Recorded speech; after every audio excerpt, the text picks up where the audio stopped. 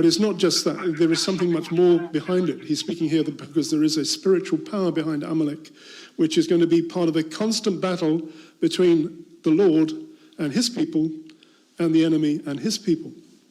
And therefore Amalek becomes a symbol not just of the physical enemies of Israel, but also of the enemy of God's people right through time.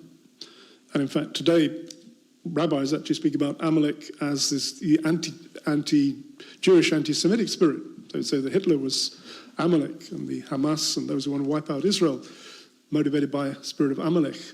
So it becomes more than just this particular tribe. It becomes something which is spiritual, something which is constant, a perpetual enmity, in fact, between the devil and his people and between the Lord and his people.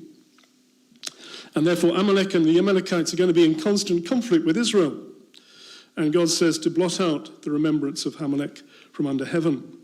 So Amalek is not just fighting against Israel, he's also fighting against God. And therefore God has war with Amalek from generation to generation. Look at some other references to Amalek in the scriptures in Numbers chapter 24, verse 20, when Balaam prophesies over Israel.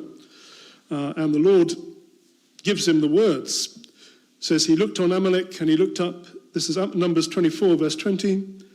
Then he looked on Amalek and he took up his oracle and said, Amalek was the first among the nations, but shall be the last until he perishes.